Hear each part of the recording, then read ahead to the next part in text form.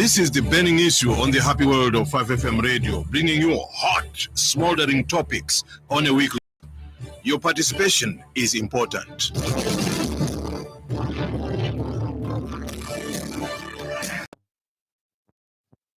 Burning issue, the Tuesday edition of the burning issue here on 5FM radio. We are on 89.9 in Lusaka and the surrounding areas, and not forgetting we are also live on our Facebook page. That's 5FM Radio Zambia. Let me take this opportunity to sincerely apologize to you, our listener, for bringing this program an hour late. Of course, this was due to circumstances beyond our guests' control and partly beyond our control as well. But we sincerely hope that the time that we have will be enough to obviously dissect a number of issues. And not forgetting that we are also live on our partner radio stations. We are live on Patriotic FM, that is on 103.3, and covering literally Eastern Province, the entire Eastern Province. Live also in Kabwe, Central Province, on Spice FM on 91.1. And we are also live in Kapiri in Porshi on ZFM on 100.3 FM. And we are live on Platinum Radio in Ndola, covering the Copper Belt on 99.7, and also Tuta FM in Mansa. And we are live on 90.7 FM. And we are grateful that you have patience on us until this your host, Zachariah Banda. My guest today, Lukashya Constituency, he is the chairperson of the legal committee of the Patriotic Front. And Honorable, it's a pleasure to have you. Welcome to the burning issue. We are. This was very short, right, and you needed to drop from where you live, but we still appreciate that an effort of patriotism and passion for the country is exercised in your showing up. Thank you very much for your kind words, Zach. I really find myself honored to always appear on your radio station, even at shortest notice. Except today, I think we had some complications to try and get into town, right, because of the road congestions. But I sincerely apologize for that. But I'm grateful that I'm here and we can cover some ground. That's some of these issues that are very important. I think that Bill 7 has finally passed, obviously waiting for accession by the president into law. Yes. But really, today, like somebody said, or yesterday rather, marked a very dark day for constitutional democracy in our country. But also it brought to an end one of the most controversial journeys that we've ever walked in the shortest possible time in our attempt to effect amendments to the Constitution in the manner that is probably the most controversial since the time that we end our independence. I think there's everything that can be said about this journey that we've taken from the day that the UPND started the process of trying to amend the Constitution, and all the layered controversies that we went through, which pointed out to the very fact that we're actually going in the wrong direction. So what you now have is a scenario where we've ended the journey where the people who are governing you are dragging you in one direction, and you as a nation are trying to pull them back in another direction. But unfortunately, using the arrogance of numbers and unfortunately using the fear that was brought to bear by the political elites on some of the people that were mandated constitutionally to come and protect the Constitution, we've ended the journey on a very, very unfortunate state. We have actually transformed this country with just one stroke of a pen, one vote in Parliament on a day. Second reading, third reading proceeded, and the amendment passed. It now remains to be seen what kind of country we are going to have for the next foreseeable future. And definitely, like I said before, chickens always come home to roost. We have not succeeded in anything by passing Bill number 7. We have violated the Constitution. We have dampened the morale of the voters on the streets. We have, disobeyed kind counsel that was given to the politicians by the church, by credible CSOs, even by the diplomatic corps. This is a mark of a greatest level of stubbornness by a small group of people trying to impose themselves on the larger majority, contrary to the principles of democracy and contrary to the Constitution as we know it. And I think what has been the bone of contention is the fact that most of the CSOs, like you mentioned, the church, were singing a song of an unconstitutional process. Yes. Where is it unconstitutional? There were 2 points that came to light in the engagement. Firstly, the timing itself was very wrong. We've had very important amendments effected to the Constitution within a period of 7 months. It has never been heard of, not anywhere else. The other day, I classified this process as making a constitution through a microwave process rather than getting a constitution that emerges from wider stakeholder consultation. So the timing was wrong. Secondly, the roadmap that was followed by the UPND in trying to amend the Constitution was itself wrong and also a violation of the Constitution and the principles of constitutionalism. This is what came to light when this process was first challenged. Zach, our Constitution is very clear on how you can go about amending it. At every level of attempting to amend the Constitution, the biggest demonstration you have to ensure takes place is one where you show that all stakeholders that are concerned with what you want to achieve in the constitutional amendment process are given the opportunity to participate in that process. But most importantly, constitution making is actually owned by the people and not by the politician. For many times, I've been arguing that the only thing politicians add to the constitution-making process is this fire code or this fuel called political will. Because, you see, they are elected, given the rare mandate to be the ones that provide political will, but also ultimately the ones who go and sit in the chamber, in the House, to actually amend the Constitution based on what the stakeholders would have said and put in the constitutional process. So what had happened is that the UPND, for reasons that up to now have remained very obscure, decided to start a process of amending the Constitution in March this year, to walk us to a place where until when we get to close Parliament in May next year, would have done the whole process of amending the Constitution. People raised concern about that. In Parliament, we told them this is not correct. Even the manner in which they were bringing it to the Parliament was incorrect. A Constitution is respected most importantly by the process which you implement, and by the legislative regime that you create to protect the process itself. So the process and the protection of measures that you take in protecting the process are as important as the content of the Constitution is. If you saw, the UPND quickly rushed the citizens to ask them to begin to speak to what is contained in the Constitution. When the stakeholders raised the issue with the process that was espoused by the UPND in trying to amend this Constitution, this issue went all the way up to the Constitutional Court. Right. At the quest of Muninia Zulu and Celestine Mkandila, who sued the Attorney General. And the Constitutional Court, under our current constitutional setting, in Article 128, is the apex court in determining what is constitutional or what is not constitutional. Right. So we all have agreed by enacting Act number 2 of 2016 that when we have a dispute or a misunderstanding about whether what we are doing or what we're about to do is constitutional or not, all of us have surrendered our powers to those women who sit in the Constitutional Court to make a determination that what we are doing is either constitutional or it is not constitutional. And that agreement extends to the fact that if they say what you're doing is unconstitutional, it binds everybody. It binds me at that Parliament. It binds His Excellency the President at State House. It binds you, sir, as a citizen of this republic. Because this is the agreement that we had, and it is contained in Article 128 of the Constitution. So when this matter was taken up to court, the court deliberated on it and made a determination. They did 2 things. Firstly, they nullified the process. By which UPND had attempted to introduce amendment to the Constitution. They declared it null and void. Now, under the law, when something has been declared null and void, you're actually saying it doesn't exist. Whatever you're doing is a non-existent process. So they declared it null and void. Secondly, they guided UPND and said, look, we would like you to go and start this process afresh.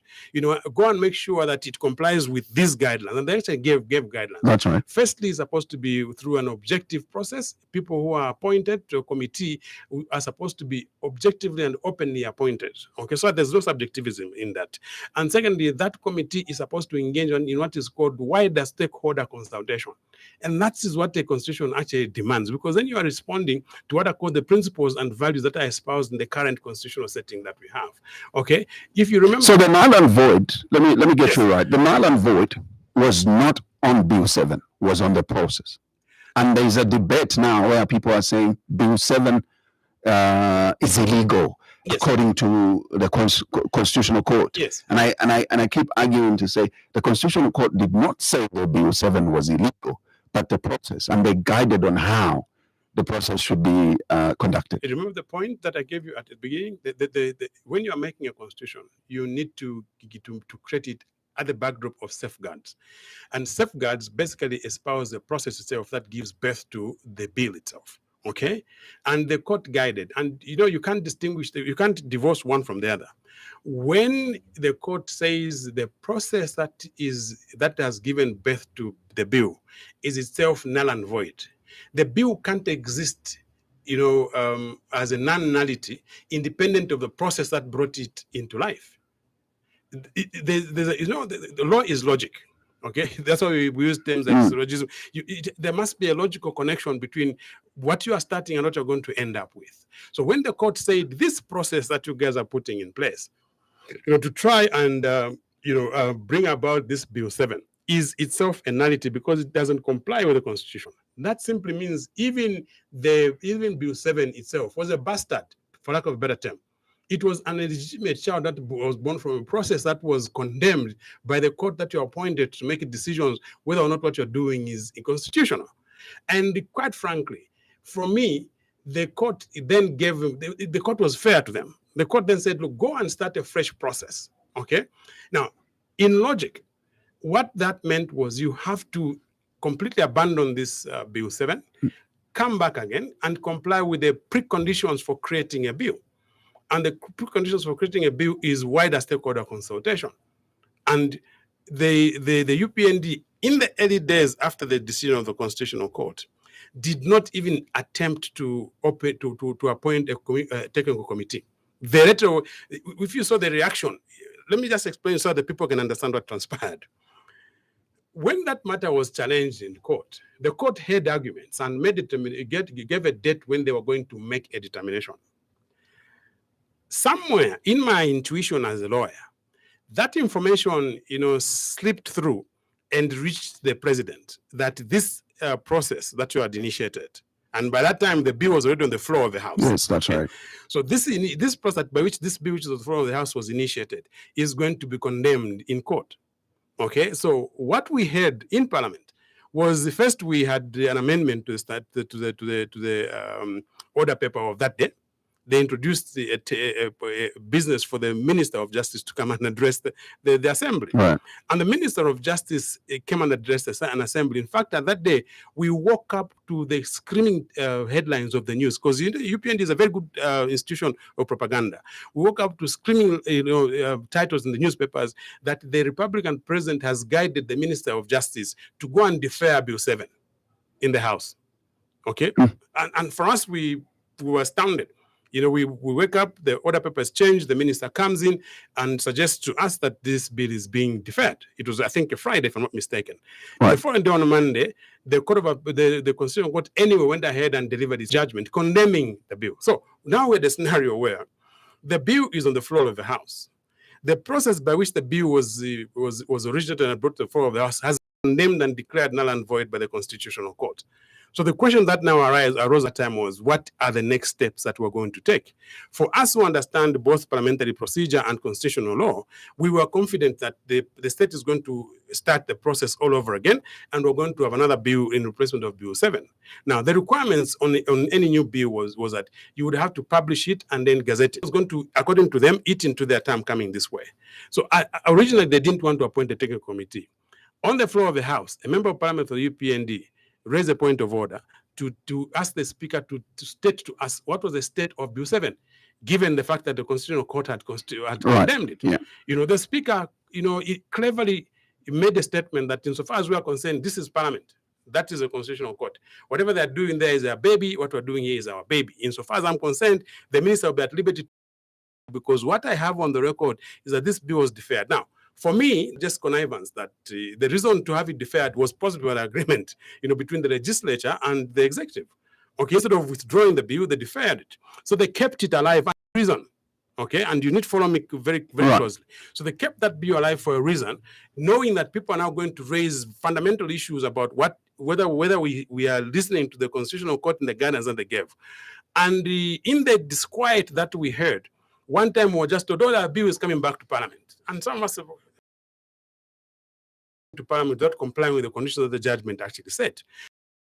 Very time, I think on a Wednesday, there was a pastoral letter that was issued by the bishops, the ZCCB, Zambia Catholic bishops, and they said it would be unfair for this government to proceed with Bill 7 for two reasons. Firstly, the court condemned it. Secondly, we're heading towards election, and they didn't even comply with the conditions that the guidance the court had given them.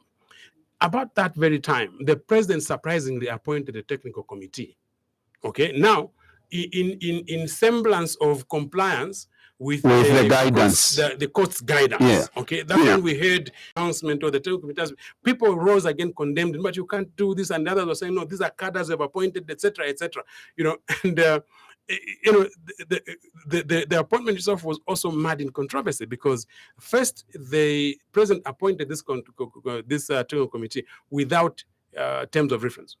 Okay, and people raised issues with that. Then there was a swearing in of these individuals without terms of reference. Okay, and people now made louder noise. No, but this is not fair. You can't do this. You can't employ somebody, have him confirmed on a job without giving him his job description. In the evening, I think Secretary to Cabinet on that very day, about 20 hours, that's when I saw what was now published as terms of reference. Now, if you saw what happened, the terms of reference were a duplication of what was contained.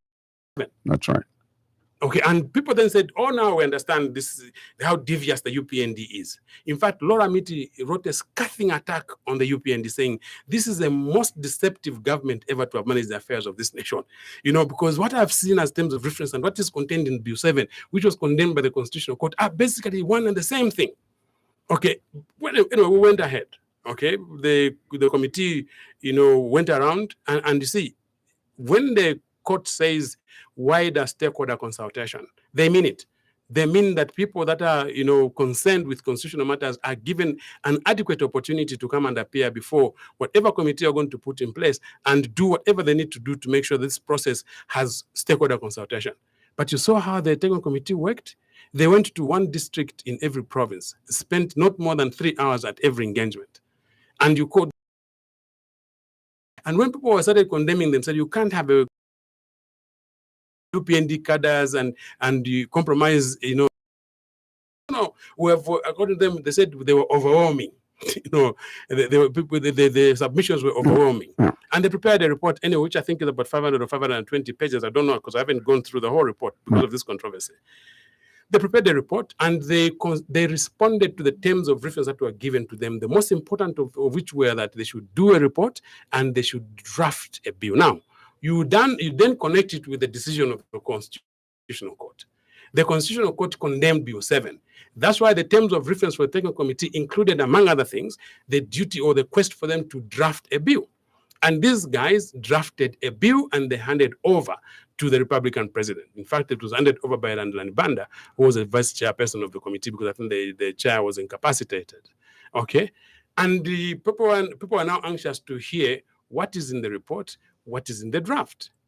That very night, we were dated by my younger brother, Cornelius Mwetwa, the Minister of Information, saying the government has rejected the submission of the technical committee. Now, the Concord has condemned the bill. The Concord has guided you to come up with a technical committee so that it can author a report.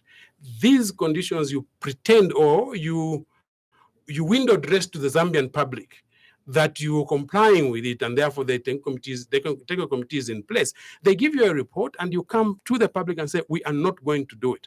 We are going to still go ahead with the bill on the floor." Now, Bill 7, it means you are now walking into a state of contempt of court because the court condemned that bill and nullified it.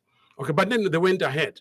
Unfortunately, when the Munia Zulu and others decided, no, but this is contempt, we're taking it back to court, the court seems to have vacillated. It never actually came to assert its position on whether going ahead with Bill 7 is contempt or it is not. But you see, for us, this is when now we interrogated our responsibilities as members of parliament for the Patriotic Front and some very credible independent members of parliament, and also the NGOs now started putting pressure and demand on the members of parliament. What are you going to do in furtherance of this nefarious and unconstitutional scheme of still implementing Bill 7 when the court condemned it. We canvassed, we spoke to each other, to some of us who are seniors and who understand constitutional law and parliamentary matters, we spoke to our colleagues, gentlemen, we can't deal with this matter. And everybody seemed at that time agreed. If you remember, there was even a signature that was passed around that these MPs have agreed they're not going to vote for Bill 7. I'll tell you the truth, some of those who have voted, I don't have a list yet to compare, because surprisingly, Parliament is not releasing the list. A list is supposed to be produced almost immediately after you finish voting. But this voting that took place yesterday, nobody has details of who voted and who didn't vote.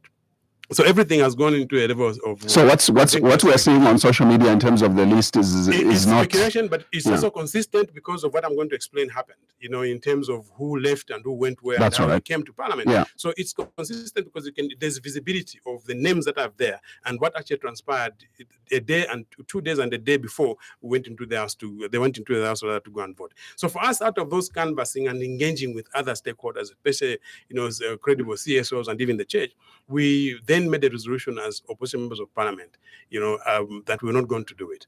And I can tell you that at my personal level, I had made that decision a long time ago. Why? Because firstly, I went to Kasama and explained to the people in the constituency, this is what we are going through, and got feedback from those who are credible and those who understand how Parliament operates. Yeah. So I told them, I need to hear you out. Can we continue participating in this process? And the answer they gave me was the resounding no. You can't give credibility to a process that has been condemned by the Constitutional Court. But even at the level of a lawyer who has practiced law in this country, who knows how laws are formulated, and who knows what the fate of a document that is declared a nullity, is supposed to be. I then told myself, I now found myself clashing on the two oaths I've taken. In fact, my oaths are sorry, because when I was called to the bar back in 1993, I took an oath on the Constitution. Yeah. And even at that time, I remember I also took an oath, to an oath of allegiance to the president. At that time, it was Freddie Chirua was the president. That's right. Okay, so you get yourself in a scenario where you have a clash of two oaths, and which is why in 1997 and 8 or 99 thereabout, I deliberately and voluntarily enlisted on the Oasis Forum. Okay, because I discovered that I had a scenario where my oaths were clashing. I have sworn to uphold and protect the Constitution in one oath. I have sworn an oath of allegiance to the office of a president in the other. And these two oaths are now, to comply with. Now, if you are law and even jurisprudence, one thing becomes immediately apparent to you. A constitution is just but a piece of document. The life that we give to a constitution is what we do ourselves. Human vigilance is what gives life to a constitution. So, and then you have an allegiance to an oath of a president. The president is a speaking person. He can talk to you. You can even differ in opinion. Okay. So if you know that the president has done something that is wrong, do you still want to be bound by the oath that you gave to respect him, to give him allegiance, even he's violating the Constitution? So at that time, I voluntarily registered or enlisted myself on the Oasis Forum, became one of the consultants ran all over the country against Chirua's third term bid, because that was unconstitutional. Okay, even this time, I now at a personal level, as a legislator, as a lawyer, as a member of Parliament from Lukashya Constituency, I asked myself, so which of these two oaths am I going to protect and uphold? Because if I'm going to uphold the oath of allegiance to President Ndayishimiye Hichilema, I'll be breaching the Constitution. In fact, I'll be joining him in the bid of breaching the Constitution, because I am very convinced myself that from day one, what the UPND has been doing with Bill 7 is unconstitutional. But for me, it's even worse, because several other events that the UPND has subjected the country to have been unconstitutional. We have argued about the appointment of a second deputy speaker at Parliament. It doesn't comply with the Constitution. We have argued about the transactions for KCM and Mopani. They don't comply with the Constitution. We have argued about the Ndola Lusaka dual carriageway. They didn't comply with the Constitution, because there's an article in the Constitution that demands that the executive must bring those cases to the House, and the House must ratify those transactions. But see, they colored these transactions, they window dress these transactions to make them look like these are just business transactions that don't need, parliamentary ratification. But all those for me are chronicles of how the UPND does not respect and comply with the Constitution. So at this time, I took a vote to myself. I said, I am going to uphold the Constitution, and therefore I am not going to participate in an unconstitutional process of attempting to amend this Constitution, because I've condemned Bill 7 from day one anyway. But several other of my friends actually took the same thought process. The challenge that I think we are being asked to answer now as members of Parliament, the Patriotic Patriotic Front is, how come your colleagues went ahead and voted? That's right. It's an elephant in the room right now. But obviously, we'll have to deal with that as a party. We're actually dealing with it. If you heard the president, I think was the acting president was on TV yesterday saying we will interrogate this, will come to the fact. But see, I can address it very briefly from my perspective. That's right. One thing that should never escape those who are scrutinizing what transpired is to ask themselves a question. Okay, we know what happened. You see, our colleagues were taken away. Okay, they were confined somewhere, for some time. And those who is that a fact? You saw how they came to Parliament. First, they went missing for 48 or 24 hours. And you, as your members, the leaders kept asking questions. We brought leaders. They kept asking questions, and the answers they were varying. But most of them were consistent that they were not going to be in the House to vote. And what was a bit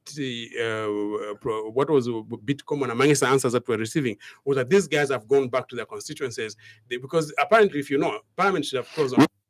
So everybody was thinking, well, they have gone back home. They literally spoke to our leaders saying, no, and their constituency, I'm going to some other business. I'm not going to be in the House. But later information sifted to us, that these people have been confined somewhere, by the leadership of the UPND. And they were being given certain assurances. I wouldn't want to go into conjecture or speculation because I need evidence. But quite frankly, the very fact that they were removed from public circulation is very, very clear. Okay, and if you saw what then happened on Monday, Parliament was even playing a game with the public. Because the first time you saw Parliament when it opened somewhere around 9 hours, the bench for the opposition backbenchers was empty. There were only about 2 people there. And some of the people even went to social media, Bill 7 has fallen, Muribe, my MP, Svadi Mamuja. Okay, and then someone said, wait a minute, they will come. So there was other business that was being conducted before they went to Bill 7. But shortly before they went to Bill 7, you saw vehicles being driven into the Parliament grounds. Each member of Parliament has got his own vehicle. We all drive ourselves to Parliament. But this time they were being driven, in a smaller number of vehicles. And I think there were, what you saw on social media, there was even a bus. So they were now picked from wherever they had been confined, and then brought in. And if you saw what they did, they just went in there and sat. None of them debated.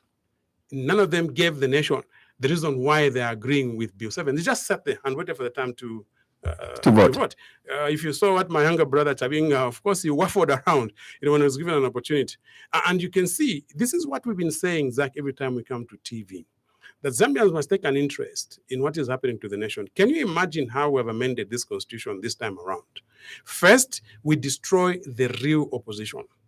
Okay, cause Brian Munduwe to be removed in a manner that you create a suggested blame for the Patriotic Front. When everybody knows what is happening, when everybody knows what kind of relationship the Chisanga has with the Republican president, we have raised these voices all over. We are actually raised alarm. Okay, and now what you are seeing is a culmination of what we told you before, that we are destroying democracy, we are destroying the rule of law, we are destroying constitutionalism, but most importantly, we have destroyed Parliament. Because Chisanga does not command any respect of the genuine members of Parliament. Even those who went to vote with him this time, they voted for him for reasons other than the reason that they could respect Chisanga as leader of opposition. But you saw what then happened. He was the one who was even given the podium. Oh yeah, leader of opposition. And the young man stands up and makes exclamations that are not making sense, puts in invectives against some of us who are not even in the House, literally painting a cozy picture of how it is appearing that we have all agreed to amend this. And then he sits quiet, a few arguments here and there. Young Kangombe put up a fight, a lone ranger, as it were, to try and see, how he could put in those amendments to the Constitution. Was he part of the confined? I am yet to establish that, but I would think he wasn't. But it's the fact that I can establish sooner rather than later. But I at the moment I'm sitting on your radio, I don't think Kangombe was one of those who were confined. He was a bit critical about the process, even before. We all had agreed this is wrong, and this is why for us, on principle, we divorced ourselves from it. But in there, he tried to put up a fight. But you could see the heckling, you could see the fights that they had, and some of the issues that he had raised, they had already adopted them, because see, they are also trying to sanitize Bill 7. So when you use your enemy to help you achieve your score, Sometimes it's better for you to just use your enemy. So Kangwambe may have been thinking, yeah, I'm arguing, I'm putting my points up, but what he was simply doing was helping them sanitize the process. Now, they went ahead and voted. Okay, what still remains a fact which cannot be deleted is that judgment of the Constitutional Court is still standing, that Bill number 7 is a nullity. Now, or the process that brought about but at this point, can it still be challenged? Here's a scenario. Legally. The process that brought about Bill number 7 is a nullity. There's a matter before the court right now, to try and establish, if what is happening in Parliament is correct. I think Laz has taken the matter back to court. The question really is, which Zambians need to understand.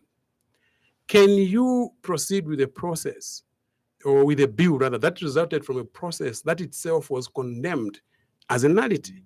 In fact, even the UPND government is aware of this. You see, the UPND government first is very daring, okay?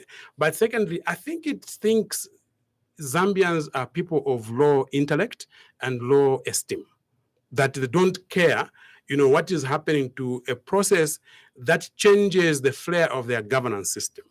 But they're aware of it. If you're not aware, the Attorney General has gone back to court, okay, going to ask the court to vacate the decision they made in Munia Zulu and the Attorney General. Now, if you believe that what you're doing in Parliament is correct, why have you gone back to court to go and ask the same court that made a decision that condemned your process and that they should vacate it? It's simply because you know that what you're doing is actually wrong. So when you say they should vacate it, what do you mean for? Vacate it means they should change. They should say our decision that the process that brought about Bill 7 was wrong. Therefore, we are changing. We are vacating it. It doesn't exist anymore. In other words, in simple terms, the Attorney General wants them to go and delete Munia Zulu and the Attorney General. Okay, as at now. Okay, now. That raises questions for anybody who's inquisitive in Zambia, or anybody who just is a governance expert or a person interested in governance.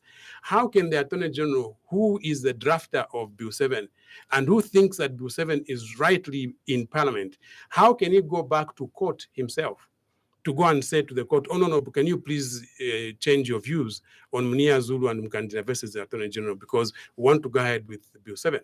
If they were a decent government, they should have given chance to the court to examine itself. Courts do vacate decisions before. They've changed decisions that they made before.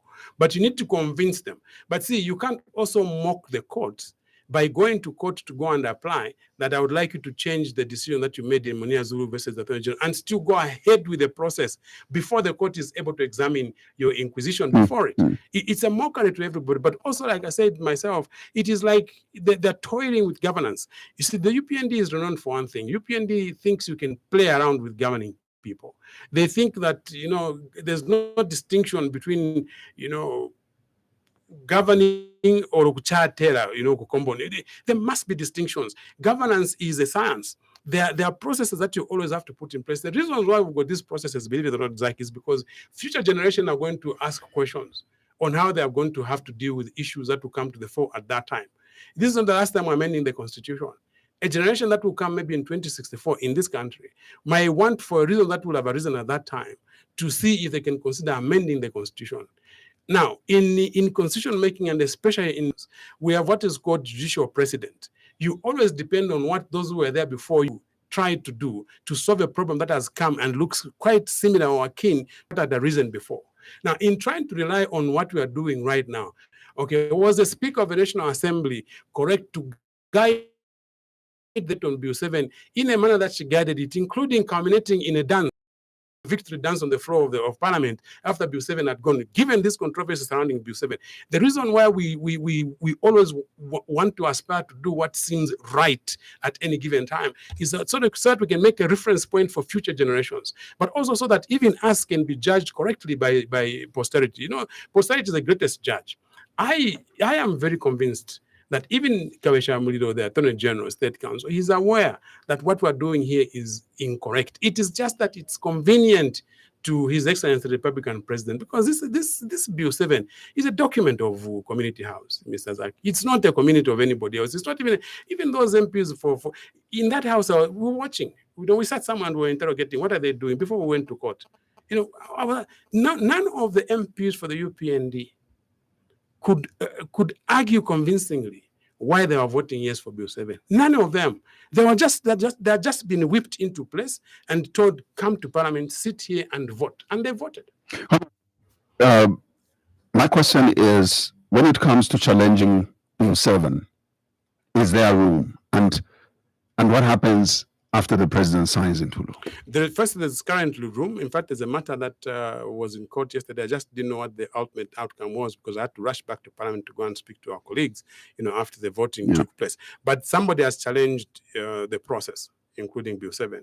I was in court with Linda Kasonde and even the Attorney General yesterday where they're raising issues. Of course, they were dealing with first preliminary issues. Right. But I think the question that seems to have arisen now is, given the fact that the technical committee prepared a draft, made it available to the government, and the government rejected that draft and fell back on Bill 7. Yeah. Is that the correct procedure? That question is being asked. But there's still room to challenge that bill before it becomes... There was room to challenge that bill, but now the only thing that is remaining is presidential assent.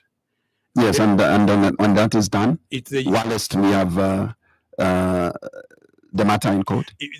That's why, in common parlance, when you have taken a matter to court, it is always decent to suspend what you are doing and allow the due process of the law to take place and come to an end. Under the UPND, the due process of the law is not an imperative. In fact, complying with the law, insofar as the UPND is concerned, is not an imperative. It's a convenience. If it is inconvenience for them to comply with the law, they will not do it. I don't know which stakeholders the UPND government has given assurances to that this bill will pass before the end of the year, and that was the target they were focusing on. This is the fastest law we have amended in this country from a time of independence. This one. This is the fastest constitutional amendment process we have undertaken in this country since independence. And what should shock you right now is that usually when you amend a law as important as a constitution, there must be jubilation by the subjects of the law. They must go to the streets and celebrate, oh, we have amended, we have now changed. Have you seen how quiet the population is after Bill 7 passed the street, its third reading? The only people who are excited are UPND members of parliament, a few UPND members, because I've spoken to UPND members myself. Some of them are astounded. They are confused that they can be dragged into this process of amendment. You haven't seen anybody marching with placards to go to Community House or State House to go and say, oh yeah, thank you very much, Mr. President, you have delivered. The way Act Number 2, for instance, was delivered. Act Number 2 was delivered with pomp and excitement. Even the UPND itself agreed with the amendment of the law to come up with Act Number 2 because they participated in the process up to the end. They even debated with us on the floor of the House in Parliament.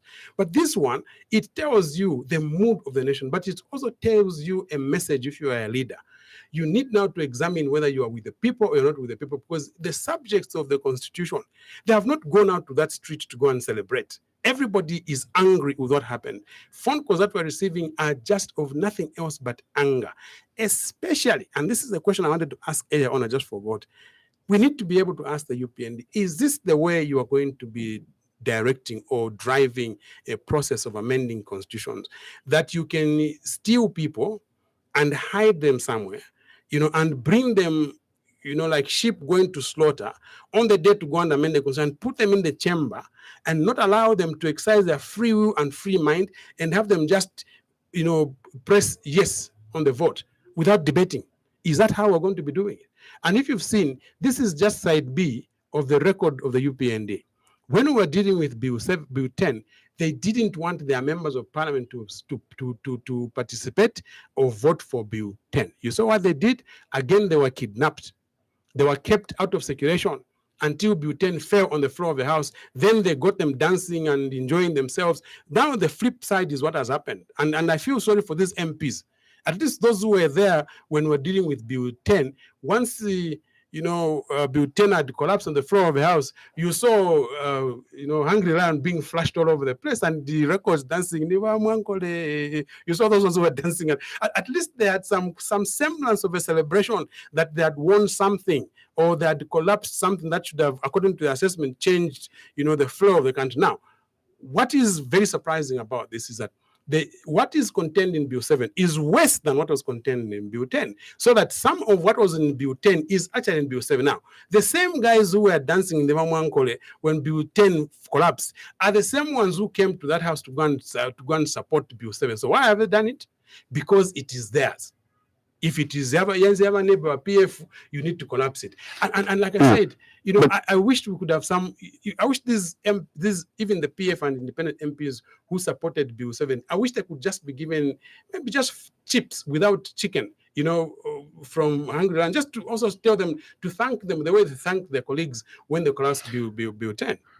Now, my guest this morning on the Tuesday edition of The Burning Issue is Honorable George Chisanga, Member of Parliament for Lukashya Constituency and a lawyer by profession, and also the chairperson of the legal committee of the Patriotic Front. I would like us to also look at the content. Now, this bill has passed, right? And we must now begin to accept to look of this being the law. Where do you think, and where are you most worried now that we are where we are? Going forward, this will become part of our lives. Well, there are a number of things I think that took place. Of course, he needed to sugarcoat it. They needed to window dress it to show that they are being objective. So some clauses, I think, were dropped. But the ones that have remained that give me the greatest worry. Firstly, it is one that had to do with sending back members of parliament to the council assemblies. I'm now going back to Lukashya. You'll be sitting in the council meetings. As much as I said, yes. That basically breaks the system of oversight and the separation of powers, because I'm a legislature. You know, that system there is part of the local authorities, which we provide oversight for in parliament, because local authorities come to parliament to submit their reports. They appear before some committees of parliament and we debate their reports on the floor of the House. Right. Now you're sending me back to go and sit there. Firstly, it's a costly process, which is unnecessary. It's supposed to be avoidable. Secondly, you're just lumbering me with additional work. Already I have CDF to oversee. Already I have several other issues to deal with in the constituency, especially sitting in the House to provide, you know, checks and balances to the government and also oversight of government transactions. Then you send me there, you add to it, but you also add the cost of running local authorities. Okay, but the most controversial ones are now a 5-year, a civil servant who has served in civil service for 5 years is eligible to be appointed as secretary to the cabinet. You know, when I was discussing this to build up, I was saying, you know, civil service it works like an octopus. It's the most complex administrative institution anybody can ever dare to think about. There was a reason why a 10 years experience was prescribed in the previous constitution and the previous laws. But also, most importantly, within the Commonwealth, the trend is to have seasoned and experienced civil servants to manage the affairs of civil service. I remember an incident that happened when you moved from UNIP to MMD. There was chaos in the civil service because all the seasoned civil servants were pushed out, you know, as happens when you change government, and they brought in mainly novices that failed to manage civil service. That bureaucracy was almost beginning to collapse. In fact, the collapse that took place at the time the MMDK took power is being felt even today. If you go to the Ministry of Lands, if you go to Transport, if you go to local authority, you know, things like liquor licensing tribunals don't sit anymore. Things like, you know, rates and valuation tribunals don't, because we collapsed it. Because why? We pushed up people that were experienced. What I remember happened under Chiluba is that they actually had to go and bring back the person who they had retired as secretary to cabinet, brought him back and said, please help us clean up. And they had to clean up. Now, that's how important experience is. But for the UPND, they actually think that bureaucracy is an inhibition. If you hear the president, most of the times he complains about the slowness in civil service. Yeah. And there are ways in which you can make civil service work better than changing the secretary to cabinet by removing people who are qualified and putting people that are less qualified. Can you imagine now a 5-year civil servant who may, because he's a relative of Honorable Jack, you know, Honorable Zach, you persuade somebody or the appointing authority, please make him secretary to cabinet. Who is going to be giving leverage to that person or reverence to that person or respect to that person? We are going to further collapse civil service. What I'm thinking we should have done with civil service is manage it away from the constitutional dictate. Just do a reform of civil service, like Edgar Lungu had tried to do towards the end of his tenure. We tried to bring into civil service professionalism, but of course recognizing the importance of qualifications and experience. But what the UPND has tried to do with this one, they're literally going to make civil service collapse even further from where it has been currently. And this is all been done to respond to the frustration that the president has and a few other connected people have on how civil service is functioning, because you always have to wait for the Secretary of Cabinet who's qualified to give you guidance. The Secretary of Cabinet, by the way, is a chief advisor, for civil service matters to the president and to cabinet. So you can't afford to give such a job to somebody who only has 5 years experience. Look at this. The bank governor requires 10 years experience. The Secretary of Treasury, who to an extent also reports to the Secretary of Cabinet, requires 10 years. The Auditor General requires 10 years. Every sitting judge, in the High Court requires 10 years. The Attorney General and Solicitor General requires 10 years.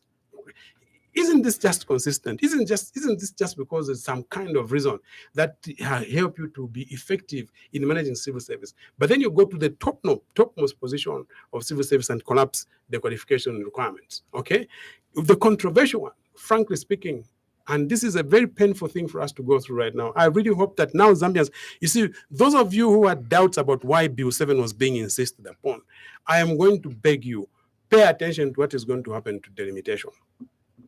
I have failed to sleep from yesterday up to now. In fact, I failed to sleep the day I saw Sishua unleash a delimitation report of 2019, which showed how the Patriotic Front at that time had attempted to distribute constituencies.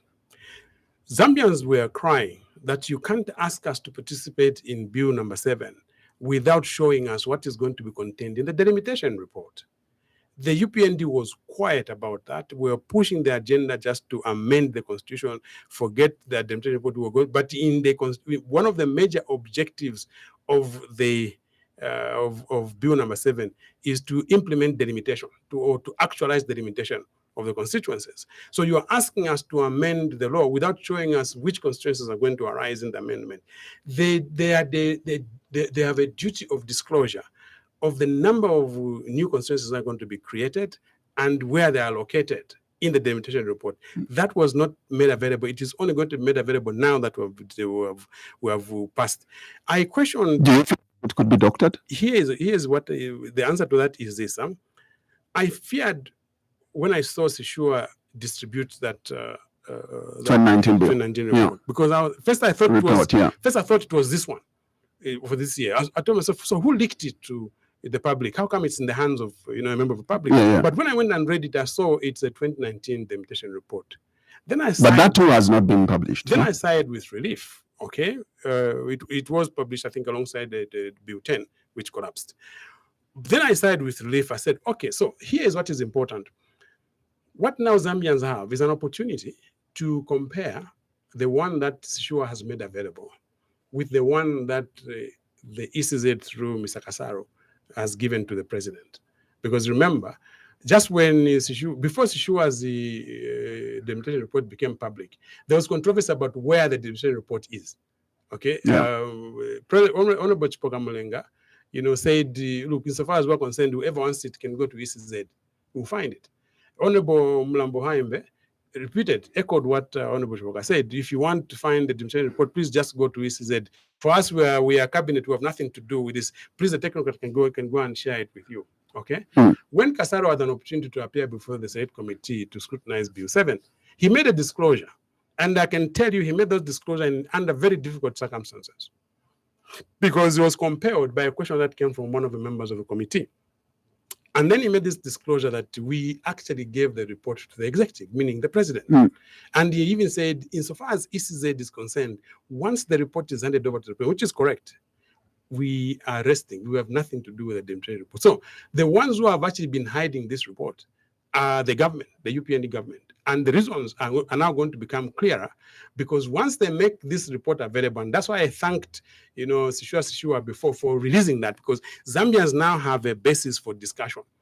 they will be looking at two delimitation reports, the 2019 one and the one that is now going to be the Well, latest. Shishwa may not be official, and government may say that this is what you take as official. So, as I'm speaking to you now, nobody has disputed Shishwa's document. Okay, but also people that have seen the actual document have said that was an official document. It's got signatures, or it bears signatures of the authorized officials of the ECZ at the time. okay. Okay, so, but the point, Zach, which you should not escape, is that now an opportunity is going to arise for Zambians to do.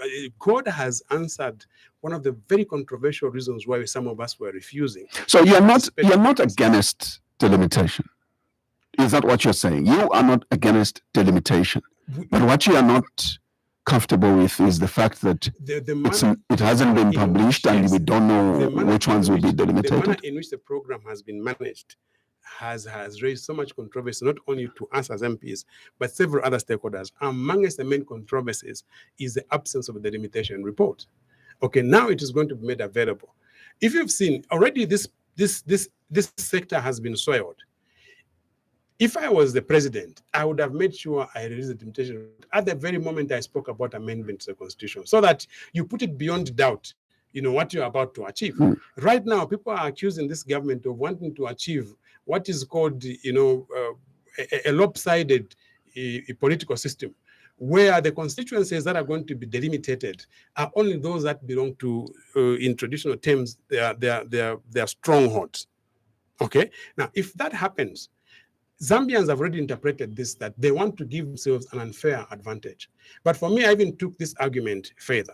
In my political science and in my interactions with those who've studied political science, one thing that had become a tradition in this country was to make the presidency regional neutral. They implemented the principle of regional neutrality.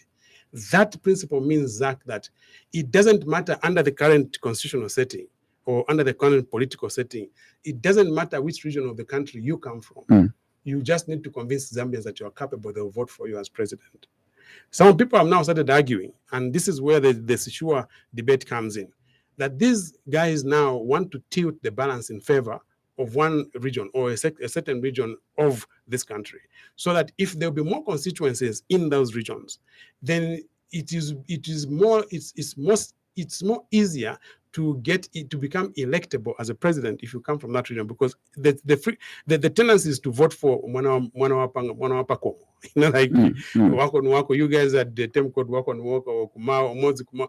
All those things might become part of our political process. It's an argument, and somebody has to dispute it. But also for the government, they have to dispute it by laying down the delimitation report. But what I've argued is this: if the delimitation report that is going to be produced now, pursuant to Bill number 7 of 2025, is going to be different from the one that was produced in 2019. And the difference will be so marked that the one in 2019 will look equitable in the distribution of constituencies around the country than the one that is going to be produced now. Then somebody can convince themselves that we have departed from the principle of regional neutrality when it comes to forming government, electing a president, and having a majority. Have the right to dispute a report if what they submitted and what has been published are different? Would you want to challenge that they should? I think for the sake of transparency, ECZ should be able to, stamina up and come and say what we have seen from government and what we gave them are two different things. Why? Because the institution that went around and carried out this delimitation is ECZ. They are the ones who know the reasons why the specific constituencies were placed in the report. So if what is going to become available will have marked differences between what they have produced themselves and what will be made available by cabinet, frankly speaking, and for the sake of being patriots and nationalists, you should be able to come and say, no, I think this was wrong. Just like the technical committee did. Look, the technical committee was appointed with a specific purpose to sanitize Bill 7. You see, I was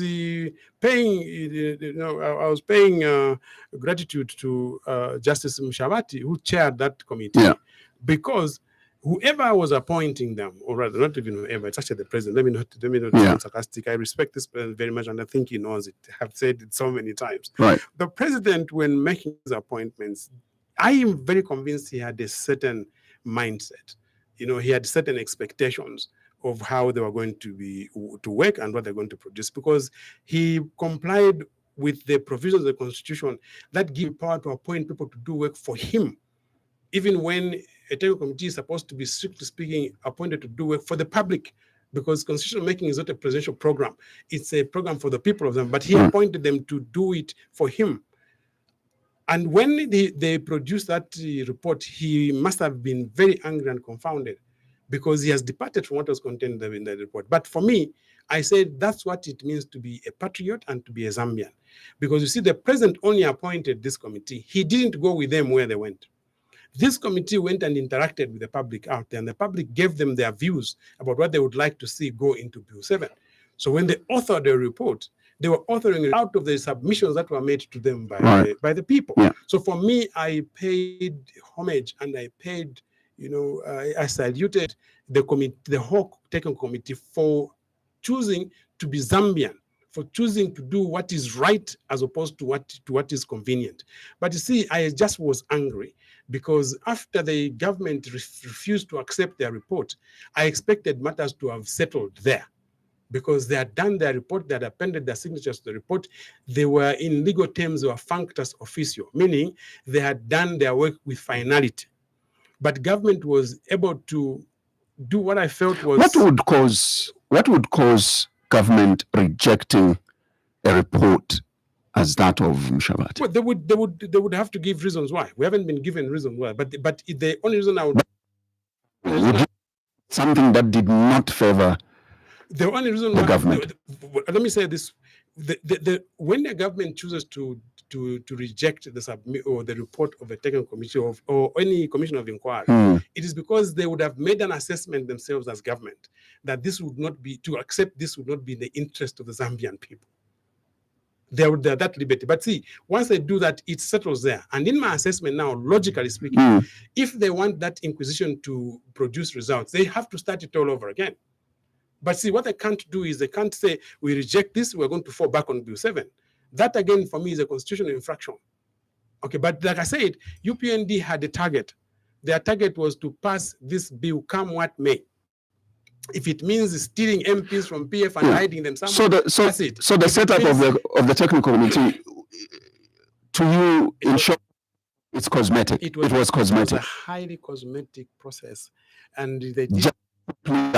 The constitutional court, is that what you're saying? Yes, but also with the thinking that this technical committee was going to toil the land. Because remember, they were given terms of reference which were similar to Bill 7. Yeah. So it was a structured movement they were making. So these guys fell off the file and did what was right. And for me, I take my hat off to them. Quite frankly, that's what Zambians must do.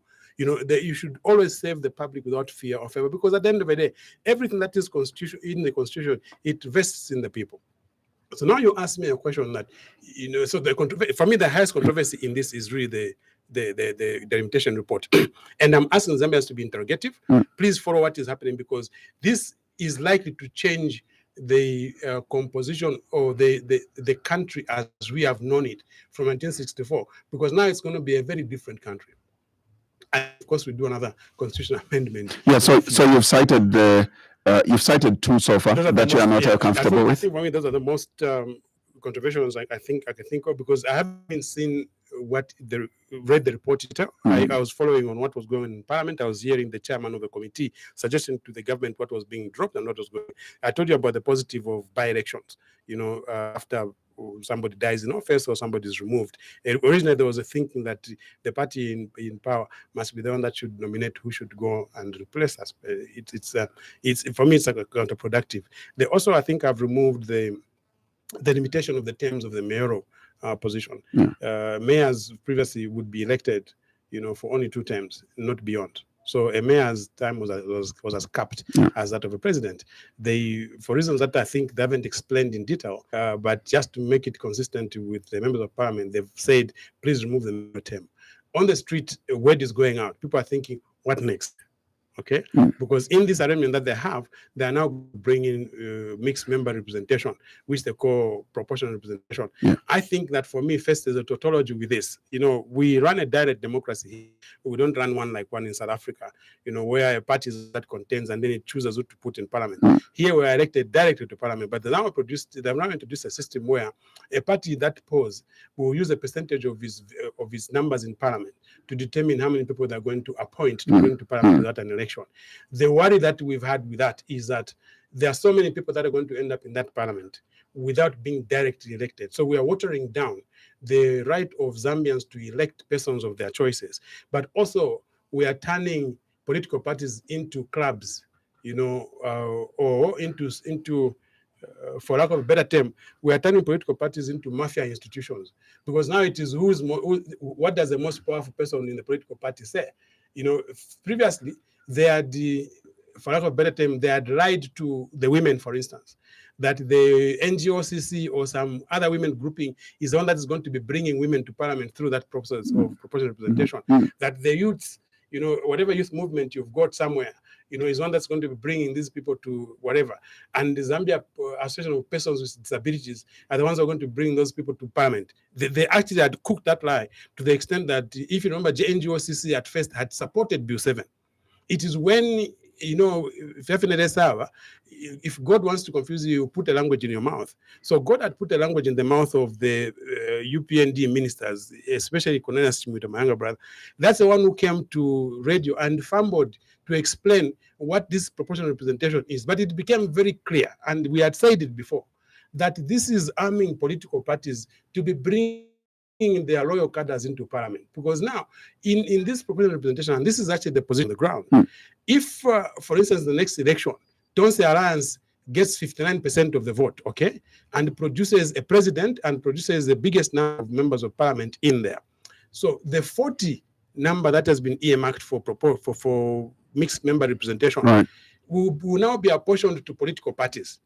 The Tonse Alliance will take, a percentage of 59% of that 40 will come from Tonse Alliance. So you're actually creating a very big dictatorship, in parliament, because that then also deals with, the 1/3, 2/3 majority, depending on how you process. So you're going to have it's better to have a parliament which is hung than have one which has got an absolute majority. Because if for instance now, okay, now when the UPND does not have an absolute majority in parliament, they can create one by hijacking parliament on the opposite side and keeping them someone, bring them in. If they can do it without a constitutional dictate, can you imagine what is going to happen if now, and it has become law, if now it becomes a scenario where another political party wins and begins to behave the same way UPND is behaving, you will have lost it on democracy. But there's somebody who gave an example of what might likely happen. There's a story in South Africa where Zuma, through their political party, they had put people in parliament through this proportional representation. It coincidentally so happened that Zuma's daughter is the one who was nominated and put in parliament. Okay, now this lady has some criminal case going on against her. Yeah. And the thinking of the party was that, look, we don't want this to brush on the party. Can we withdraw her? Can we nominate somebody else to parliament? Guess who nominated? Zuma's other daughter. So it's even now possible for Mr. Chisanga, who's got so many daughters when I become the leader of a party or even the president, to be behaving in the same way that Zuma's party has behaved. Like, remove my first daughter because she's having some challenges. Please go and bring back my Kasuli and make her the next member of parliament in our country. So it becomes a family affair. And these things are very real. I mean, follow the story, of Raila Odinga in Kenya. The daughter to Raila Odinga, belongs to the party that the father used to manage. She was even the bodyguard for the father. You know what position she was given? East Africa has got an assembly, like a parliament, East African parliament. This Winnie daughter is the one who Raila's party had nominated to send to East African parliament. Now that the father has died, a vacancy has occurred in the Legislative Assembly in Kenya. I'm very convinced that she's probably the one who's going to be. So for them, it has become part of a political culture which is acceptable. I don't know whether this is something that we're prepared to accept if we put in this mixed member representation that we are so much talking about. But the most important thing is that Even to do this, the UPND was basically duping the public. They wanted to do it to create an added advantage to increase the number of people that they send to parliament without going through the elective process. Because at the end of the day, what they want is a 2/3 majority of parliament, so they can be controlling everything from executive to parliament. And then, of course, you have the judiciary. I don't want to give opinions about the judiciary, which I've said so many times. So, but then we just have a few minutes before we close. Yes. Unfortunately, we will not be able to take phone calls because we started late. But I'll give you one interesting comment on Facebook. Which is from Sikoli Mongole, who says, Zach, good morning. Ask Lawyer Chisanga, during Bill 10, was the delimitation report published to the public by the government then? It was published. How has the issue gotten hold of it? It was part of the discussion process. In fact, even the constituencies, if you saw the report that Sishu made available, there was even numbers of constituencies that are going to be delimited. In Northern Province, there were so many, they're going to create so many. Southern Province, there were so many, they're going to create so many. That's what people were expecting is supposed to happen even with Bill 7. Let me take you to quickly, because we don't have time. Yes. We have a by-election coming up. Yes. Chawama. And this is what the Patriotic Front has held for a long time. And this constituency is obviously controversial now. We are coming from the controversial Bill 7, and now we are getting into, actually nominations are ongoing right now as we speak. Yes. The Patriotic Front is not participating in this by-election. Correct me if I'm wrong. Yes. What is the status quo? Firstly, I just want to express the sadness at how my colleague, Mrs. Lungu Mwansa, lost this position. Tasira is one of the most hardworking members of parliament we had in that parliament. Even she was a new entrant, but she had experience, coming out of being a councillor, in Chawama itself and running Chawama constituency as effectively as a young lady could possibly have done that. The circumstances leading Tasira losing that position are very unfortunate, but it's spilled milk who can't cry over it. Right. The PF is not participating in this election as PF because we continue to be beleaguered by the problems that were created for us by the UPND, where now, one individual has got the papers, Registry of Society has got certain details, and our preferred leaders or our appointed and recognized leaders are not even able to be the ones to indicate to us who they're going to sponsor. But, of course, in engaging with our partners in Tonsi Alliance, we have identified a political party that is going to be a flag bearer. And yesterday they picked a candidate. I think the nomination is taking place right now. We were not very involved in it because me and Honorable Brian Mundubile and the other members from Parliament who were at court yesterday, following up two matters. The first matter we're following up was the very matter of Bill 7 in the Constitutional Court. Later, we're following up the matter of Tasira Lungu herself.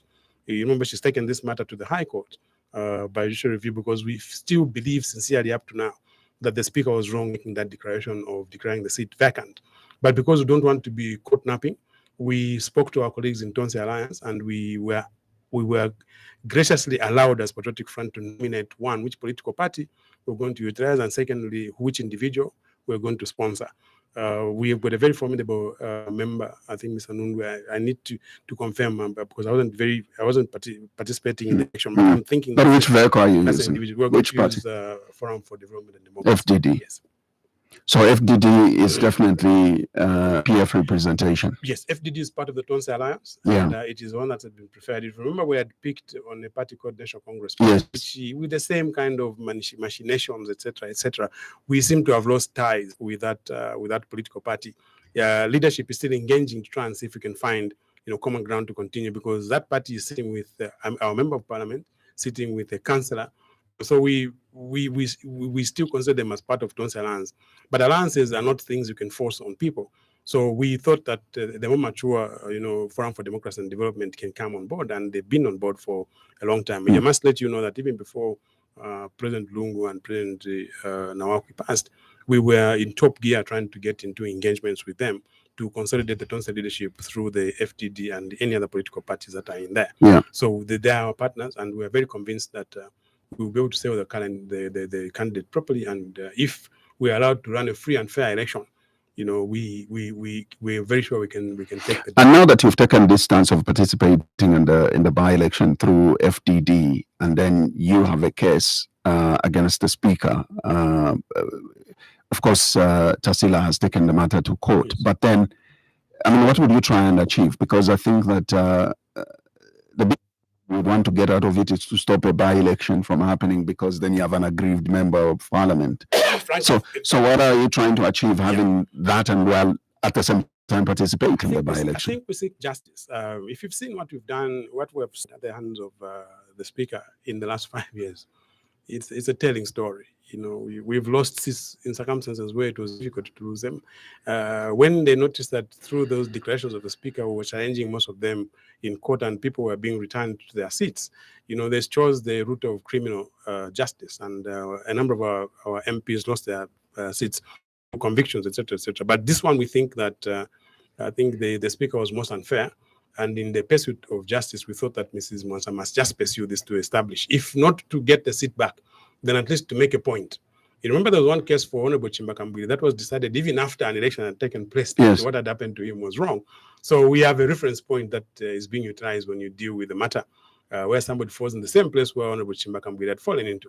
So our thinking is that even with Honorable Tassila Lungu Mwansa, if peradventure this happens where after we've done the by-election, which we're going to win, we can still make a point, because in any case, here we are moving as FDD.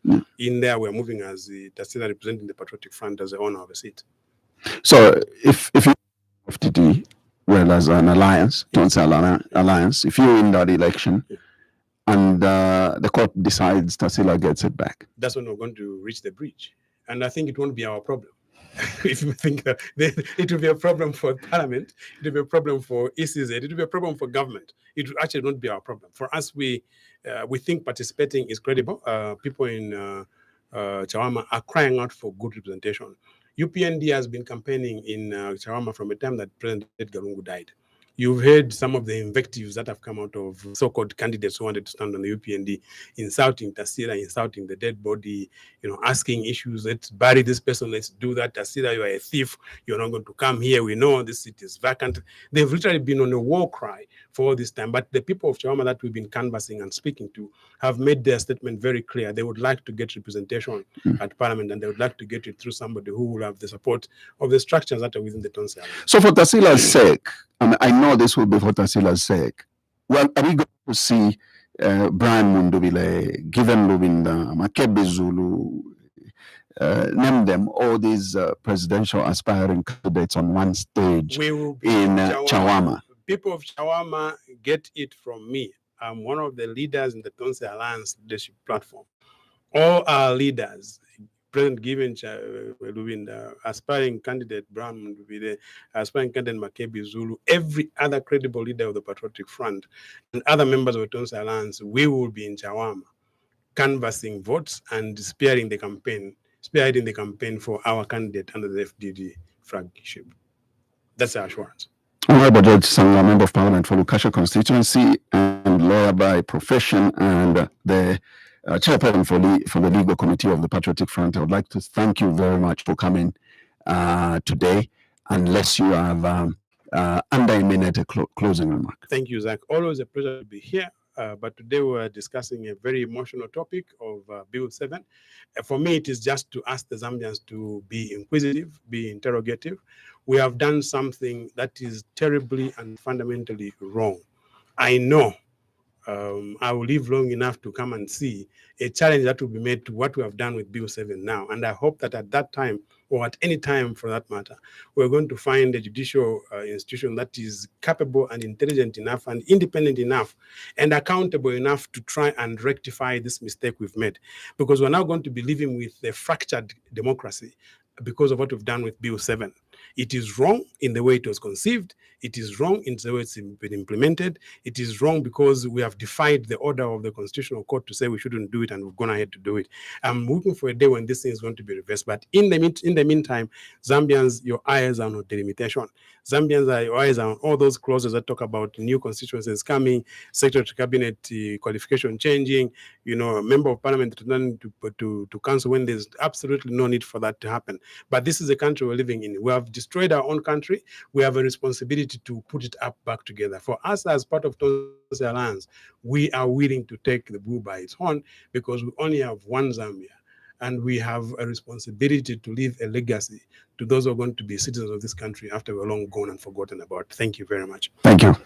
Well, that was our guest for today on our Tuesday edition of The Burning Issue, Honorable George Chisanga, Member of Parliament and lawyer by profession. I would like, again, to sincerely apologize to you, our listener, that our program was 1 hour late, and that has culminated in us not having participation from you, our listener, via phone call, but we surely appreciate that you followed our conversation. To our partner radio stations, we are grateful that you carried this program live. That is Katete FM, Spice FM in Kabwe, ZFM in Kapiri, Tuta FM in Mansa, Platinum Radio in Ndola, and Isunga Radio in Northern Province in Senga Hill, to be precise. Thank you very much, and God willing, we will be back with our Thursday edition of The Burning Issue. From us always, take care of yourselves and more so of each other. Bye-bye. Tune in next week.